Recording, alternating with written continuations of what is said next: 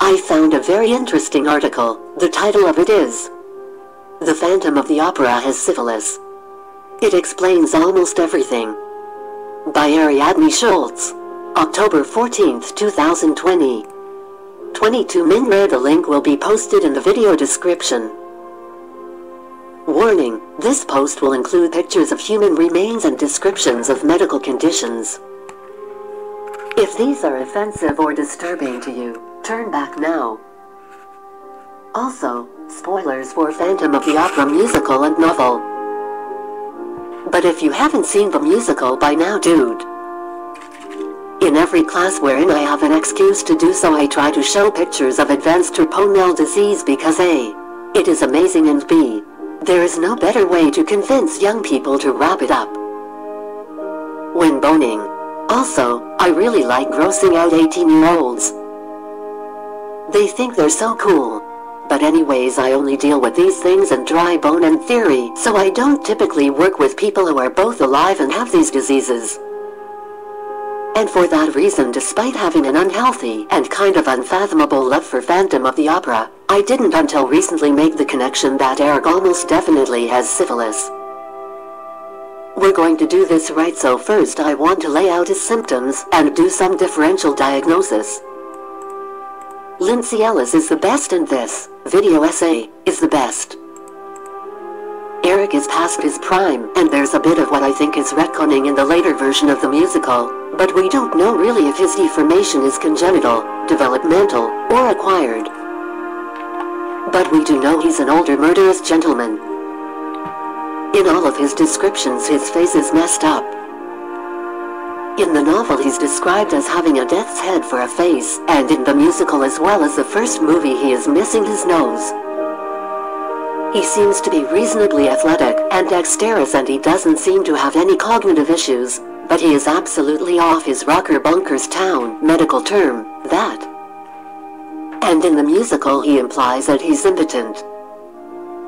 Well, what he says is his fate, which condemns me to wallow in blood, has also denied me the joys of the flesh. So I assume either he's impotent or his PP is all tore up. Also a medical term. I don't know what you're doing down here reading this. If you don't get the reference, I'm simply not going to explain it to you. So we're working with sexual dysfunction, neurological disturbances, facial lesions, and renomaxillary destruction.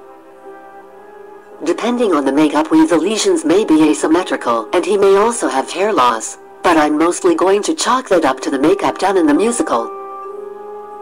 Joseph Bucket sings a line about him having no nose, and yet the Phantom in the musical always has a nose, meaning that we are going to have to deal with a few inconsistencies here. In the musical, during the masquerade just after Erik jumps in and is like, "Ah, you party without me?" No, I Edgar Allan Poe this SH. Raoul and Madame Giry, who is basically the stand-in for the Persian, in the musical have this whole conversation about how Erik was part of a freak show that visited Paris, but he's also a genius architect who is murdering people for some sultan's amusement, because remember, this is all based on a novel, and I use that term loosely, written in 1909 when people were even more openly racist and anti-disability than they are today. Deep breath. And there's also a line in the musical. This face which earned the mother's fear and loathing, which implies that Erik's deformity is actually congenital, or appeared initially when he was an infant or a small child. But again, Erik is somewhat of an unreliable narrator. By this point in the musical, he doesn't have a super high body count, but he does have a body count, and in the book he kills multiple members of the opera staff. tortures and kills at least one person we don't even meet, and murders Raoul's elder brother. And he plans to blow up the opera house. What I'm saying is you can't necessarily trust that he's not trying to manipulate you. So, okay, differential diagnosis. Well, I'm heavily leaning towards either acquired or congenital syphilis, but we could also be looking at Hansen's disease, Paget's disease, a really nasty form of osteomyelitis, Proteus syndrome, or simply plagiocephaly gone a bit wrong. So, plagiocephaly is a pretty catch-all term referring to cranial asymmetry and deformation in neonates and infants which if left untreated may be associated with neurological developmental delays. Osteologically speaking, it's usually associated with premature fusion of cranial sutures which, as you can probably imagine, would cause issues as the individual grows. I have actually seen an adult skeleton with pretty clear plagiocephaly where the cranial sutures on one side were entirely obliterated, causing his cranial facial complex to be, well, weird looking. I cannot imagine he was a handsome fellow in life. So, this does match with Erik's claims that his mother rejected him, his perceived ugliness, and possibly his emotional disturbances, but it doesn't really explain his lesions, sexual dysfunction, or the descriptions of his renin-maxillary destruction. Next up is Hansen's disease. This is more commonly known as leprosy. Now, leprosy does, at its final stages, cause renin-maxillary destruction, and even relatively early on it causes visible sores which can appear on the face. It can also cause selective hair loss, and as it causes nerve damage, sufferers often do not notice when they've been injured. This could explain Erik's line about being deprived of the joys of the flesh. Hansen's disease would well explain his lack of a nose and his visible lesions. And it could explain his hair loss and sexual dysfunction. But there's a huge glaring problem here if it were Hansen's disease. Erik plays the organ, and he composes regularly. He's also quite strong.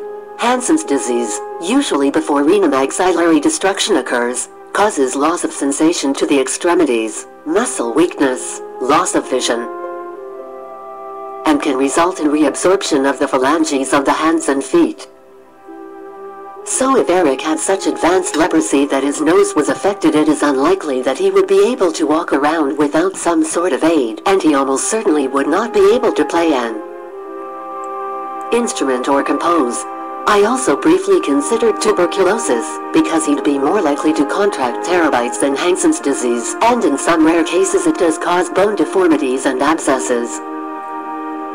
But it typically appears in the vertebrae or long bones as opposed to the skull, and it is usually accompanied by fatigue, fever, weight loss, and forms of paralysis. Okay, so on to Proteus syndrome.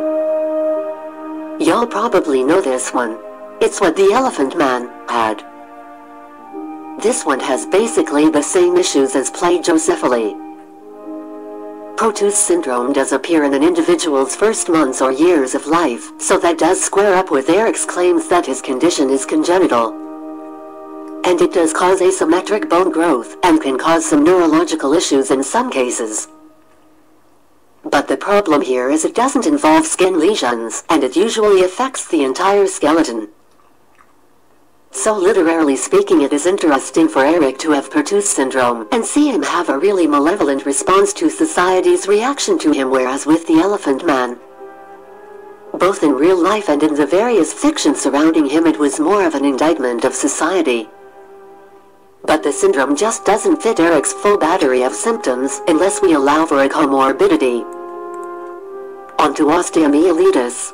To be entirely honest, I just threw this in because osteomyelitis grosses me out and I kind of love it. Basically, if you have osteomyelitis, things have gone very wrong. I'm not saying it's your fault, because it isn't, but oh my god, do not get this. It's exactly what it sounds like, an infection of the bone. You can get this via sepsis or an injury to the bone itself. And yeah, it can kill you. You can also get inflammation or infection of the periosteum, and honestly, if you get a choice, maybe don't do that, but it's not as bad as osteomyelitis. Anyways, besides the gross out factor, my logic in including this is osteomyelitis does cause deformations to the bone and can result in open lesions on the skin. You can also get holes in the bones called cloaca where the pus has bust out. It's truly amazing. So gross. Anyways, as you can imagine, besides deformation and visible lesions, it would also probably cause a fever and fatigue. And while it is possible for osteomyelitis to occur in the skull, it is more commonly found in humans in the femur and tibia. Lastly, it is usually acute, so besides the idea of Erik running around murdering people with a pretty awful case of fatigue, fever, and severe pain, he would also have to have kept up this level of nasty infection for decades on end. Chronic osteomyelitis is a thing, but it doesn't really fit well with his symptoms. He might have had carious lesion as a child that developed into osteomyelitis of either his mandible or maxillary, and then, because it wasn't treated, became chronic. But if that were the case, it is unlikely he would be able to sing without pain. So, this one's actually a plausible explanation, but it's pretty unlikely. Would likely cause him to have a lot of fatigue and malaise most of the time, and it doesn't explain a lot of his other symptoms. Now we come to Paget's disease. This is another I'm largely just throwing in because this is how nerds have fun. Normally, and even as you age, your bone repairs and restores itself, interacting with your metabolism through a gradual process of osteoblastic and osteoclastic activity. If you have Paget's, this process becomes unbalanced, and you may initially have some osteopenia or bone loss, but most sufferers end up with abnormal amounts of bone growth. It can cause sort of dull aches and pains as well as deformities in the skull and long bones. There is some association with genetics, and possibly lack of vitamin D, so particularly with Erik insisting on living in a sub-basement of the opera house, he would be particularly susceptible to any disease where vitamin D deficiency is part of the pathogenesis. Paget's disease is relatively common, but doesn't usually appear in people younger than 50. It is possible Erik is over 50 as he is an older man, and he does seem to have a significant backstory. Supposedly he was in Persia for quite some time as an adult, and he designs a Paris opera house. Stairs and historical revisionism. This is Jean-Louis Charles Garnier, who actually designs a Paris opera house. Photo by Bedman. Getty Images, cropped. But Paget's disease does not cause sexual dysfunction, neurological disturbances, or skin lesions, so even if we ignore that the typical onset for it is well later than Erik reports the start of his own symptoms, and possibly older than Erik actually is now, it's probably not his diagnosis. Now we get to discuss why I think Erik has some form of syphilis. There's basically 3 different types of syphilis you can get. 1. Acquired syphilis. This is sexually transmitted and better known among Europeans, because Europe is a relatively cold climate, where historically people went about with a lot of clothing, and so the only time they were likely to transmit this disease is during sex as older adolescents or adults. 2. Congenital syphilis. This is exactly what it sounds like. If a mother has syphilis while she's pregnant and doesn't receive treatment, the kid probably is going to have it as well. The rate of transmission is somewhere between 60–80%. 3. Yaws. This type is more common in warmer, wetter climates where people typically wear less clothing and does not require sexual contact to spread. Children often contract it from skin-to-skin contact, and it can cause serious lesions and deformities. However, it can also create immunity for acquired syphilis. In all 3 you get lesions. Congenital syphilis and yaws will present pretty frequently with lesions on the face, which honestly really sucks, but it happens for sufferers of acquired syphilis as well, just a lot later on. Congenital syphilis and yaws also include lesions on other parts of the body, including the hands and feet. Notably though, Erik is always very well dressed, and while we don't know what he was wearing when he was in Persia, while in Paris he usually appears in white tie attire complete with gloves. He could have lesions that we simply never see. But let's go through these in a bit more detail and see which one fits Erik best. And yes, I do appreciate that I'm having this poor unloved man try on diseases like their tuxedos. Let's start with yaws, which is both the least awful and the least likely in my opinion for Erik. So, I kind of lead. Kind of. Yaws is syphilis basically, but in much the same way that Hansen's disease is tuberculosis. They're caused by the same genus of bacterium and usually cancel each other out through immunity, but they're not the same species. The reason so many indigenous people died specifically from syphilis at or around European contact was because Europeans simultaneously wiped them out through other means and imposed their dress on them, which lowered the transmission of yaws in indigenous populations and made them more susceptible to acquired syphilis. Y'all thought you were safe from a discussion of colonialism when you came to this article, didn't you? Much like the Spanish Inquisition, you were never safe from colonialism. Erik is named Erik because Gaston Leroux thought that was sexy and exotic. Andrew Lloyd Webber was like, hard disagree, except, he said it with a super posh accent. But yeah, that's why Erik is never dead named in the musical. But Gaston Leroux apparently had a pretty huge heart-on for all things Norse, because for a Gothic romance mystery set in Paris there are just so many Norwegians. Or Danes. Or Swedes. Honestly not sure, he just has a thing for the Nordic. Christine Daae in the novel is Swedish. But I bring this up because if Erik and his mom were Nordic and either from Northern Europe or actually living there around his nascence, yaws is exceptionally unlikely. I mean, I dunno if you've been to the north of Europe, but it's cold. You could go naked if you were really dedicated to nudity, but that would be weird, and I am somewhat doubtful that Treponema pertenu, which causes yaws, could survive in that environment long enough to be transmitted. If Erik and his mother were for whatever reason in a tropical area and he was running around naked, he could have contracted it. But his story is written as if his world travels were largely his own deal after he parted ways with his mom. Additionally, yaws usually clears up even without medication in about 6 months. It can leave pretty severe scars and it can be sort of chronic. But Erik would have to have a really bad chronic case to have lost his nose and have such bad scarring or open lesions that he felt a mask, and spending his entire life as reverse Batman was appropriate. It explains the Schumacher movie Erik, but no other Eriks. Also, while yaws can have some pretty serious complications, they're not really as common as for the other forms and don't generally involve sexual dysfunction. So I don't think Erik's issue is yaws. So next up is acquired syphilis. And yaws is not pleasant, but acquired syphilis is an actual horror show. I go back and forth whether or not I think this is Erik's problem. It could be, and in fact just about everything except for that one line about his mom abandoning him and his need to cover up super young points to it being acquired, at least at first. There's a few issues, and we'll get to them. Artistic rendering of Treponema pallidum, source. Acquired syphilis is acquired pretty much exclusively through sexual contact with an infected individual. So you have to do the nasty, or have the nasty done into you to get it.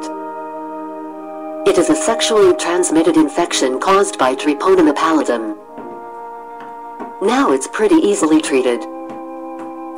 If you test positive for treponema bacteria, you get a course of an antibiotic like penicillin, you complete it and you're good to go. Maybe wrap things up for your next merry-go-round. If your doctor prescribes you a course of medication, complete the course as directed even if you feel better. Because otherwise you may have a few little buggers still running around in your system that survive and become resistant to medication. It's bad for everyone, because you have created something infectious that's hard to kill, and it's bad for you because now you have an infection that may not be killable. But penicillin wasn't really a thing until 1929, and Le Fantôme de l'Opéra was published circa 1910 and set in the 1880s. If Erik did the do with someone who had it, he would not have been able to receive treatment. He would have had to just live with it as long as he could. So, let's go over the symptoms. Acquired syphilis is sneaky and tends to go dormant for years, making infected individuals believe they're safe. But when it comes back with vengeance. There's 3 stages to this, and my guess is, if this were Erik's diagnosis, he'd be in the tertiary stage. The primary stage involves a sore or sores around the anatomical area that was infected, so either genitalia or mouth. There will also possibly be a skin rash, and sort of general you have an infection symptoms including fever, general malaise, swollen lymph nodes, aches and pain, and loss of appetite. The secondary stage is more or less the same as the first, but a little bit louder and a little bit worse. It's all you have an infection symptoms from before, plus a few more, and hair loss, headaches, irritability, and possibly ocular and auditory issues. If untreated, the secondary stage can come back from time to time. Some people do get lucky and die before the tertiary stage occurs, and not everyone with the infection actually progresses to this stage, but we have penicillin now and there's no reason to take that. Gamble, so don't be like Erik. Tertiary syphilis is bad times. You'll have had no symptoms possibly for years, and then kapow, neurological and cardiovascular complications alongside renomaxillary remodeling and gumata, or lesions just all over. Both inside and out. So when Christine sings that line, it's in your soul that the true distortion lies. She's not wrong depending on how you define soul. But the problem is, tertiary syphilis, as well as it describes what's going on with Erik's, and I hesitate to use this term face, is really bad. Like, really bad. In untreated tertiary syphilis you do get caries sicca on the cranial bones, and what I called renomaxillary remodeling or destruction. All this means is that the bones of your skull and face are being destroyed by the bacteria, and your body is unsuccessfully trying to restore it, so you end up with holes in your face. As in your nose and hard palate can be destroyed. These appear with what look like open sores on the face. And all of this is consistent with Erik's look, but the problem is we are not done with the crazy that is tertiary syphilis. Left is a skull of a male with tertiary syphilis housed at the Smithsonian, and the right is, I believe, a mean criminal in the Royal Albert Hall production of Phantom of the Opera. That's stage makeup. The problem is tertiary syphilis doesn't just make you look wretched. It also basically eats your brain. It's theoretically possible that Erik is just kind of lucky in the way the disease attacks him, and it's just made him a murderous, irritable, jealous Mina, but a far more likely progression would be that it took away his ability to walk, play the organ, sing, compose, and so on. He might think he's still the sexy bombshell, but it would be a delusion as he wastes away in his opera basement crypt.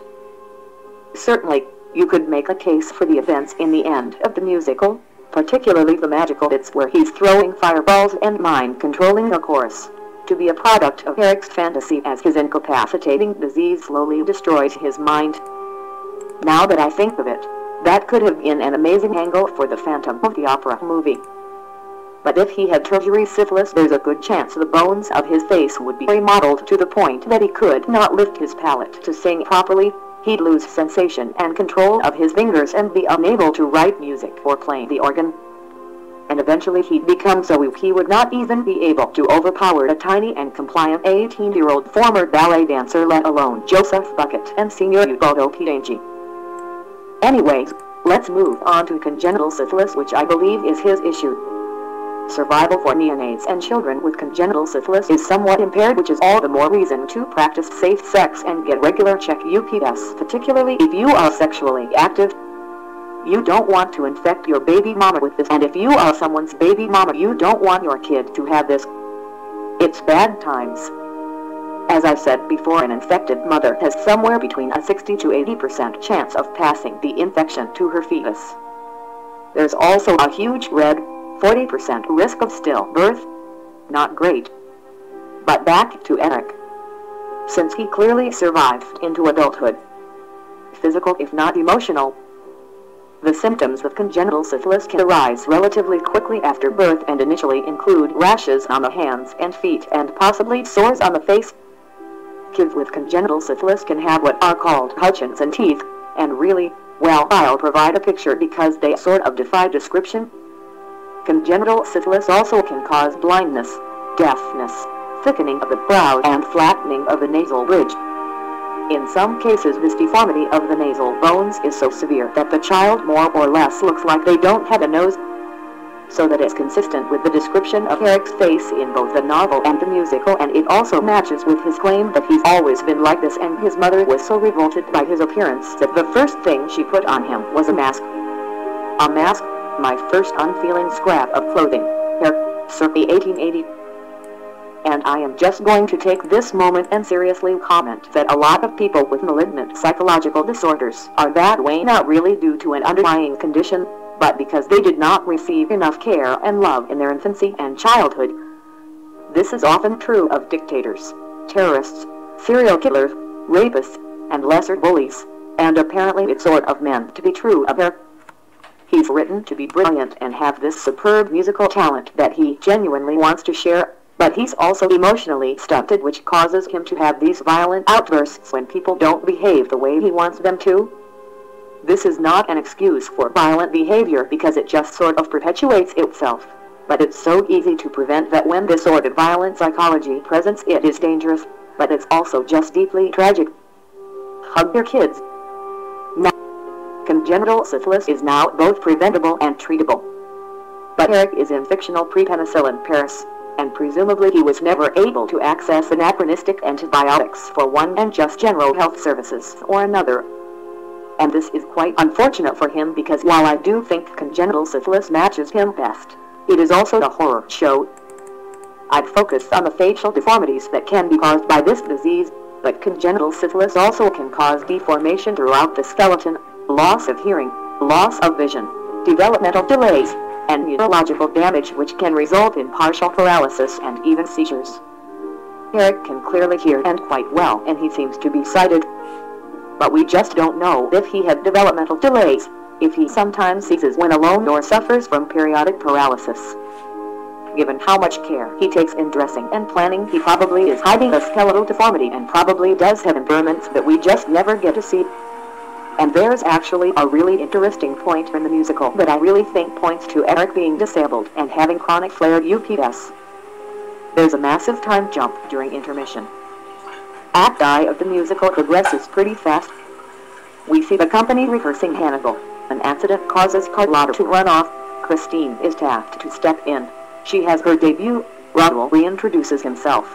Erik jealously kidnaps her. Carlotta demands her position back, and in the production of Il Muto, Erik throws a fit, murders Joseph Bucket. Christine and Raoul declare their love for one another while she's supposed to be changing, and then Erik cuts the chandelier down in yet another fit of rage. But during the opening number of Act I, Messrs. Andre and Furman comment that they've been phantom-free for 6 months. Erik comes in and busts up the party, but he is dressed even more resplendently than usual, and this time, his mask covers the entirety of his face. He claims that he was gone because he was finishing his opera, Don Juan, but then he has a temper tantrum in the general direction of Christine. I don't know how long it takes to write an opera, but when Christine wakes up in his lair, he's playing the theme to his opera. I will say, I find it hilariously funny that she wakes up not to the audio bombast of the organ not 2 meters away from her, but the tiny little monkey music box he apparently brought over to her. So he already had that thing mostly written 6 months ago. He hasn't used the time to get over Christine or work on his clear emotional issues. He just gets right back to where he was 6 months ago, and he does it wearing even more clothes. During the entirety of Act II, he does his intimidating work a lot, but the only time we see him being athletic or even really see his silhouette is in the very final scene where he lassos Ruddle. Somehow manhandles Christine into a wedding dress, and given 1880s clothes that's not so much scandalous as it is improbable, and then tells them he's going to kill Ruddle if Christine doesn't decide to marry him. In the Schumacher movie, he does have a sword fight with Ruddle in the cemetery, which, beyond Mini Driver, is really the only reason I own a copy of this movie. And yes, I, and Hiroshima no Mozart, stand with years of classical vocal training, do own the movie in which the singing is so obscenely horrible that there are multiple spoofs of it where the vocals are actually considerably better. Let's just skate on past that. But in the musical he just shoots fireballs at Christine and Ruddle like he was LARPing so hard it actually started working. My point is, he's kind of acting like a man who doesn't have a lot of energy. He stays put when he can, he delivers his threats and orders from afar, he does not appear in person when he can avoid it, and when he does appear he usually keeps his distance and wears costumes or a cloak that entirely cover and obscure every inch of his body including his scalp and face. To me this sounds like a man who had a flare-up, is not fully recovered, and is trying to hide what he perceives as a weakness. So, there's my diagnosis. I think Erik has congenital syphilis with osteological involvement and chronic flared UPS. I think his mother abandoned him possibly because she herself was too ill to care for him or because she did not at the time understand what was wrong with him. And as a result he has some really horrible psychological issues which have caused him to be emotionally stunted and violent. He's intellectually gifted, but does not believe he'll ever be accepted or loved, so he's an overachiever in all things intellectual, but simply does not understand that an 18-year-old orphan is not herself emotionally equipped to give him the sort of dedicated love and attention he needs. I'm genuinely embarrassed to admit this sort of in the same way I'm genuinely embarrassed that I also stand Puccini, but I love Andrew Lloyd Webber's Phantom of the Opera. I love it. I seriously thought I was going to play Christine when I grew up, and honestly, it's going to be one of my regrets when I lay dying, despite the fact that I daily bust out Queen of the Night and Cast a Diva and the like. Phantom the musical was my gateway drug into opera, and honestly, you can't tell me it's camp gothic horror all day. I will still go to see it when I can.